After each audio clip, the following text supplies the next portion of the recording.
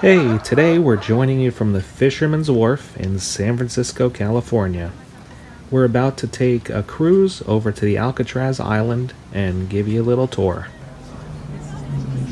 Alcatraz Island is part of the Golden Gate National Recreation Area, which is the largest urban national park in the world. You'll leave Alcatraz Landing, also known as Pier 33, and head across the bay to the island. Now, the island itself has a vast history. It was once used as a fort, a military prison, federal prison, occupied by the American Indians, and now serves as a recreational area visited by nearly 1.5 million people every single year. Once you arrive at the dock, you can take a picture at the National Park sign like you can see we did, and you can also get a good view of the guard tower during the penitentiary years. And there's also a National Park Ranger who is speaking about the history of the island and also telling you how to navigate it. Behind him is the old barracks building from when it was an original fort. Next, we walked into this building to watch a short film about Alcatraz. And this building has a unique history because this ground level floor, which we are walking into right now, was once used as a storage area for gunpowder. It also served as an air raid shelter during World War II. The 3 levels above it were used for civilian inmates, and they served as apartments for the correctional officers and their families. We then walked up the hill a little bit, and on the right you can see what's known as the Soldiers Clubhouse that was built in 1910, and it was like a general store. Then, once it became a federal prison, it was converted into a recreation hall known as the Officers Club. It was complete with a dance floor, gymnasium, 2-lane bowling alley, and a soda fountain. Unfortunately, this building was one of several burned by a fire in 1970.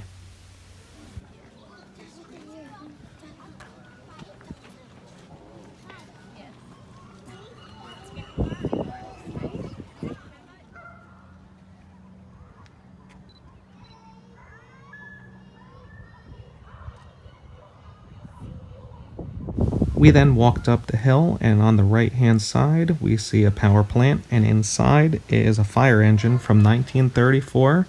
It was restored to its original state in 2003. Up ahead, we walked to the end of the island into the Model Industries building. Inside here there were some displays set up and exhibits. You could also find out what the prisoners did for work and also the daily routines.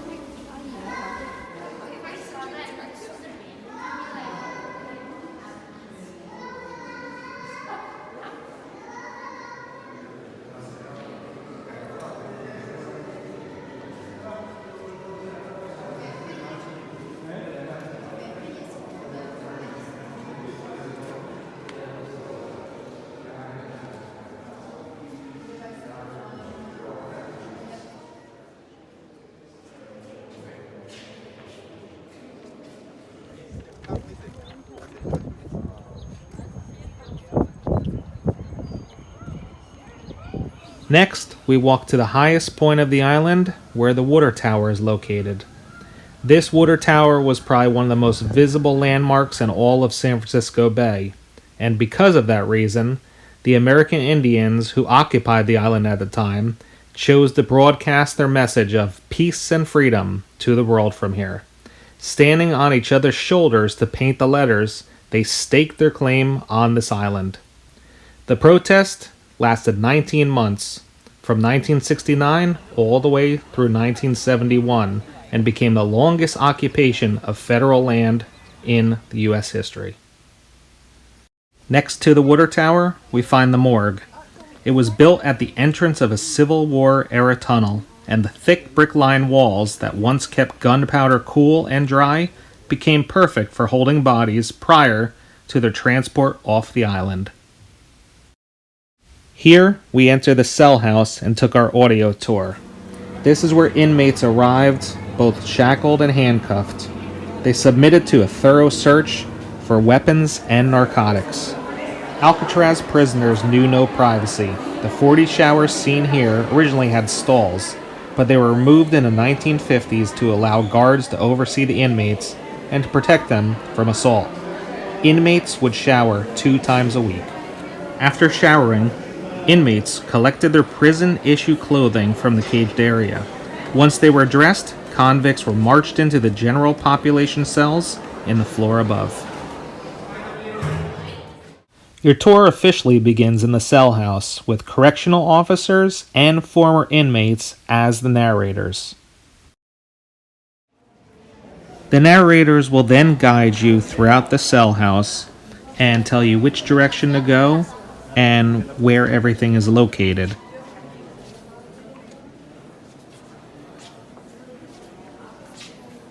You'll walk around A block, B block, C block, and the infamous D block.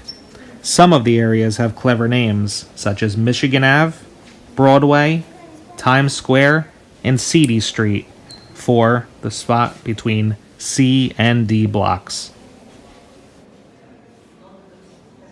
Here we see a few typical cells on Broadway.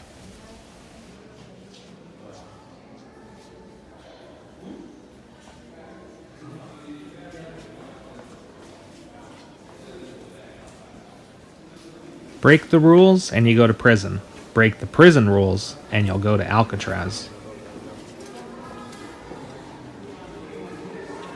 The yard offered rare freedom of movement, association, and choice. Some inmates chose to play baseball or run laps. Others simply walked to the top of the bleachers and looked out at what they were missing. Now enter D block. Isolation in the treatment unit was reserved for unusually dangerous and violent inmates. Men received adequate food and health care, but were confined to their cells 24 hours a day. A stretch in D block could last a few days or several years, depending on the offense.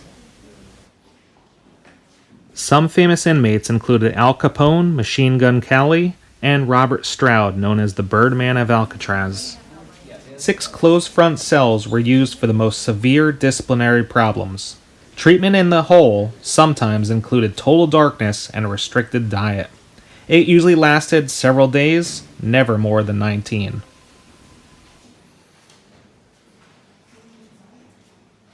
Because they were physically confined, most prisoners sought mental escape through books here in the library.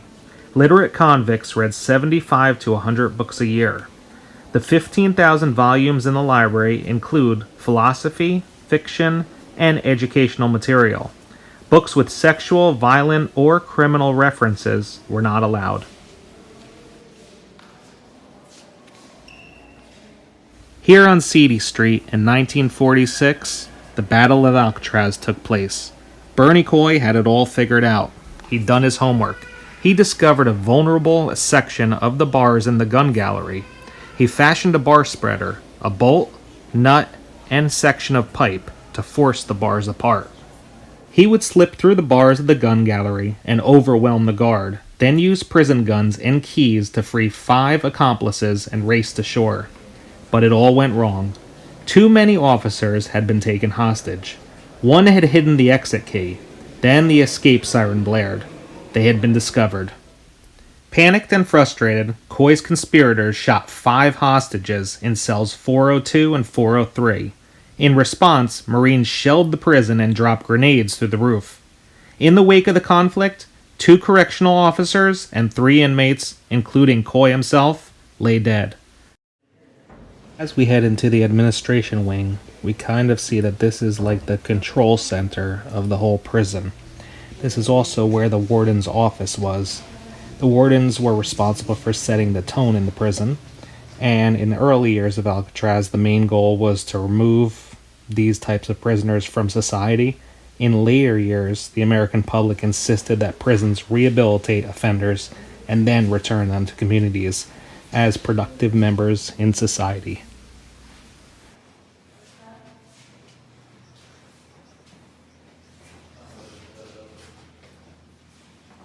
Upon leaving the administration building, you can see off to the left the warden's house, or what's left of it after the 1970 fire. and also the beautiful skyline of San Francisco. On the right side of the screen, you see the Alcatraz Lighthouse, which was the first on the West Coast and in operation since 1854.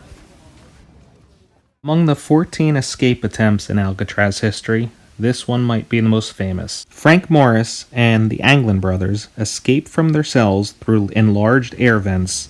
Dummy heads were left in their beds. The men climbed to the top of the cell block and onto the roof along a ventilator shaft. They climbed down a cast iron stovepipe, entered the water with flotation devices made from raincoats, and were never heard from again.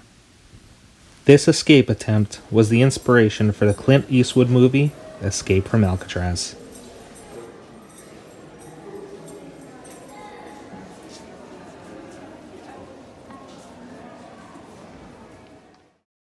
The last part of the tour took us into the dining hall. The food here was some of the best in the federal prison system. The guards and the inmates ate the same meals. Since the inmates had access to metal knives, forks, and spoons, this was also one of the most dangerous rooms in Alcatraz. Patrolling guards and tear gas canisters mounted in the ceiling kept prisoners in line.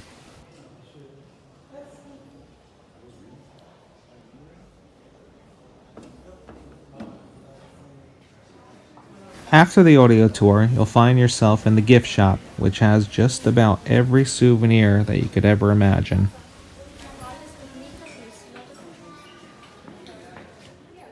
After exiting the gift shop, you can finally walk downhill to see if your cruise ship has arrived. The boats usually run every half hour to and from Alcatraz Island. You really could spend hours on the island, and tours do regularly sell out, so we do advise you to make a reservation way in advance. So that's it for Alcatraz. Yep, we just finished up. We're back on land. What'd you think? It was really fun. It took about 3 hours to go through everything. Yeah, the boat ride there. There was a state ranger or national park ranger speaking. Yeah. And then you took the audio tour, walked through the grounds. That took a while because there was a lot of uphills, but all in all, it was a really good time. And it's really pretty and it has really good views. All right. Thanks for watching. Until next time.